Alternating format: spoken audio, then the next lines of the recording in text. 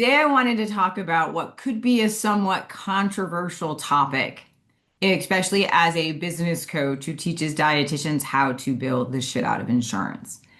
Today, I wanted to talk about the topic of hiring a biller for your insurance-based practice.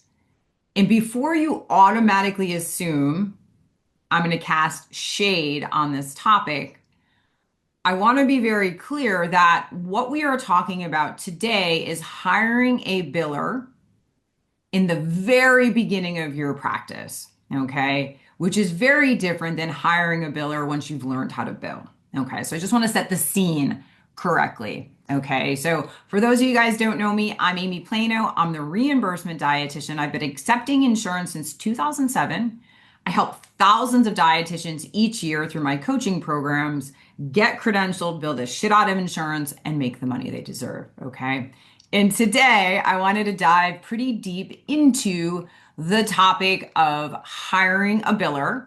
And I wanted to give you guys three important reasons why hiring a biller might be the silliest thing you do too soon. Okay. So I know a lot of registered dietitians think that hiring a biller is like the fairy godmother of your practice. Because I realize in the beginning of your practice, you're overwhelmed, you're stressed, you're tired, and you're like, I'll hire someone and they'll make the insurance monster go away. But here's the reality, right? Here's three reasons today why you want to pump the brakes before handling off your claims to a biller. So, reason number one, okay? The most important one, if you take anything from this entire video, you don't know what you don't know, right? So if you do not know the billing basics for dietitians, you won't even know if your biller sucks, okay?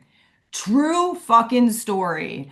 I'm trying to think of what year it was. Yeah, 2007, 2008, I hired a biller, right? I did not know my arm from my asshole. In this very exact scenario that we're going to talk about today happened, right? I did not know that she sucked because I did not know like time frame for claims, like how they were supposed to get paid, where they were supposed to get paid, all of the things, right? So if you do not know what you do not know, how do you know if your biller actually sucks? So here's what happens all the time, right? I see this all the time.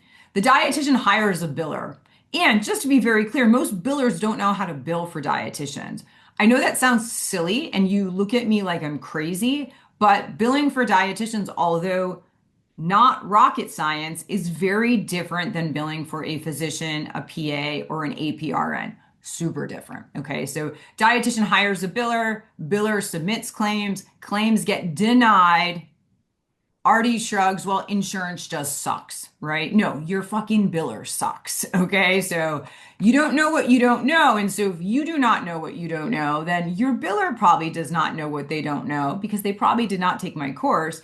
And so if a dietitian does not understand each insurance, what CPT codes need to be submitted to each insurance, major concepts like preventative versus medical, verification of benefits, you really can't hold your biller accountable if you don't even know what you're holding them accountable to. So you're basically giving them your Amex and saying, please don't rob me. But the reality is that that's not business, right? That's fucking blind trust. And blind trust in insurance billing, well, you know how that's going to end, right? You're going to be broke and super, super salty, right? So number one, when you're hiring a biller, if you hire them too soon, they don't know what you don't know, and you don't know what they don't know. So it's literally like the blind leading the blind.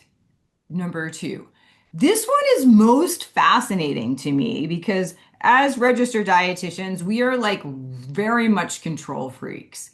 So this concept of a dietitian releasing any type of control, especially control that they don't know anything about, is crazy to me. So number two, billers can be expensive and they obviously hijack your control, right? So they usually will take anywhere from 4 to 12% of the money that you're bringing into your practice, which sounds fine, sounds super fine until you're making $2,000. You know, it's fine when you're making $2,000 a month. It's not fine when you're making $10,000 to $15,000 per month, which many dietitians are making in insurance-based practice. So that's a whole ass vacation to Italy that you're handing to your biller. And let's not forget, right? Let's not forget when you outsource too soon, you're not just paying them in cash, you're paying them in control, right? You don't know why the claims are taking forever. You don't know why the payments are late or not coming at all. You don't know why Blue Cross Blue Shield just denied your claim for the 45th fucking time, right? So meanwhile, your biller's just chilling, collecting their cut. You're over here stressed out of your mind, refreshing your bank account like a Tinder account. Swipe left, please, right? So, like, not only are you paying somebody for their professionalism, you're also giving up control. And especially if things do not play out like you want them to, it's even more frustrating because you've given up control, you've given up money, and then you want to bash your head against the wall. How do I know this? Once again, this is exactly what happened to me, right? Like we got to a point where there was like $4,000 or $5,000 worth of claims outstanding, and all I could do was point the finger back at myself, but like shame on me for outsourcing this because now I have no idea what the fuck is going on. And even if I jump in, right, I'm going to create a bigger dumpster fire than the one that already exists. So, like I said, so number two, right, like giving up control and giving up money in the very beginning is generally not the best thing to do. And number three, right? They cannot fix broke systems, right? So billers are not magicians, right? And I say this from a place of love. People ask me all the time, can you recommend a good biller? And unfortunately, I do not say this because I run a coaching program. Like I have never heard in like the oh gosh, 2 decades of doing what I do, I've never met a dietitian who was like, I fucking love my biller. She's so communicative. She's giving me updates on all the claims. She gets all of my claims paid, right? That is not what I hear in our space, right? So your billers are not magicians. And so if your credentialing is a dumpster fire, if your intake forms are on fire and they do not have the right information, if your EMR looks like MySpace page from 2007, your biller can't fix that, right? So they're not here to clean up your mess. They're really here to submit your claims, period, end of story, right? And I see a lot of you guys kind of come in with, I don't know how to say it, fucked up contracts because you did the credentialing the wrong way. You didn't set up your EFTs or any of the things. And so now it's even a bigger clusterfuck because now somebody else has their hands in the pot, right? So they're not going to clean up their mess. If your systems are broken, all the biller does in that situation is submit garbage claims faster. And so, like I said, you've built a very, very, very, very efficient dumpster fire.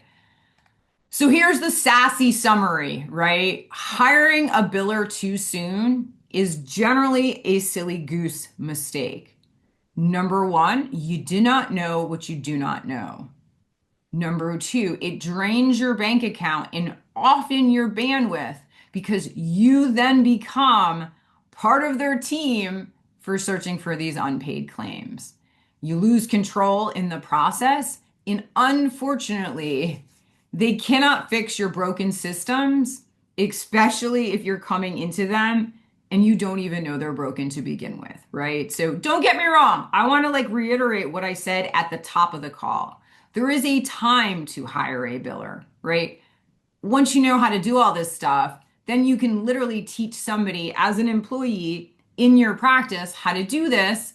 So then everything goes smoothly. But the time is generally after you know what you're doing. When you, my friend, my sweet, sweet friend, know the basics, then you can hire a biller as a partner, not your babysitter, right? So if you actually want to learn how to bill without burning your kind of all of your brain cells, then I would highly recommend checking out the link below this video because I literally teach you every possible thing there is about insurance reimbursement. Not just billing and coding, how to select an EMR, how to submit secondary claims, Most importantly, how to correct rejections because there is a 100% chance within the first 5 claims you submit, maybe all 5 of them will get rejected. And I do not say that to scare you. I actually do that quite the opposite to kind of prepare you for what's ahead. And so the shocking thing, the most shocking thing about this whole video is that the woman that I fired, and I did not fire her nicely, is still out there billing for dietitians. And when I come across a dietitian who is using this particular biller, they have literally had the exact same experience that I had 20 fucking years ago, right? Poor communication, no communication, 10 emails, phone numbers, no, never return. So, like I said, I am not speaking in theory, okay? I am not speaking as somebody who has never used a biller. I am speaking as somebody who's used 2 billers and the situation was more fucked than when it started. So hopefully this gives you some clarity. Like I said, I am not against billers. Right now I have somebody internally on my team who is an employee who does all the billing for us, and I oversee it weekly, right? I audit that shit. Okay, so this is just a spicy topic. I'm a little bit excited. Probably should chill out from the caffeine, but I'll see you guys next week in the next video. Hit the subscribe button. We always cover somewhat controversial, crazy, overwhelming questions that dietitians and CNSs experience on the daily in insurance-based practices. So see you next week.